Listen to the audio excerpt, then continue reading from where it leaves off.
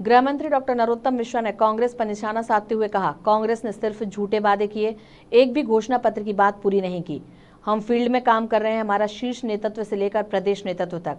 हम प्रारंभ से कहते थे कि सौगंध राम की खाते हैं, मंदिर वहीं बनाएंगे, तो हमने बनाया। हमने ट्रिपल तलाक का कहा था तो हटाया। कांग्रेस ने किसान कर्ज माफी, बेरोजगारों को भत्ता नहीं दिया, सिर्फ झूठ बोला। हमको कांग्रेस की सरकार ने बीमारू राज्य दिया था और हमने मध्य प्रदेश को विकासशील राज्य बनाया और उसे विकसित राज्य बनाने की ओर हम बढ़ रहे हैं।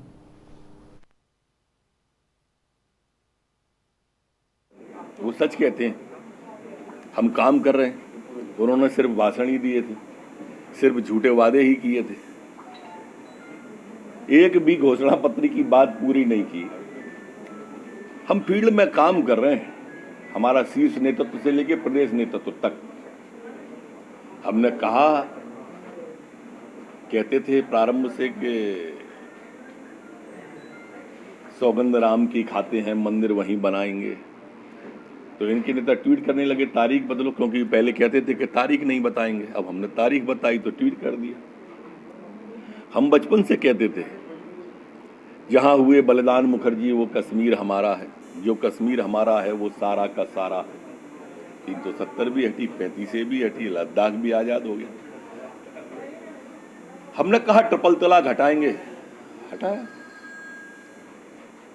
नागरिकता संशोधन कानून के बारे में कहा था तो किया, हमारे घोषणा पत्र में था। अब आप अपना घोषणा पत्र बताओ, 2 लाख का 10 दिन में किसी का कर्जा माफ हुआ क्या? किसी नौजवान को बेरोजगारी भत्ता दिया क्या?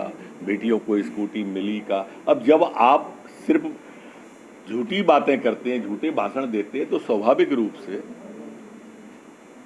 आपको दूसरे भी ऐसे ही लगेंगे कि भाषण से नहीं बनेगा। हमको बीमारू राज्य दिया था कांग्रेस की सरकार ने, दिग्विजय सिंह जी ने। हमने उसे विकासशील राज्य बनाया और उसे विकसित राज्य बनाने की ओर हम बढ़ रहे हैं।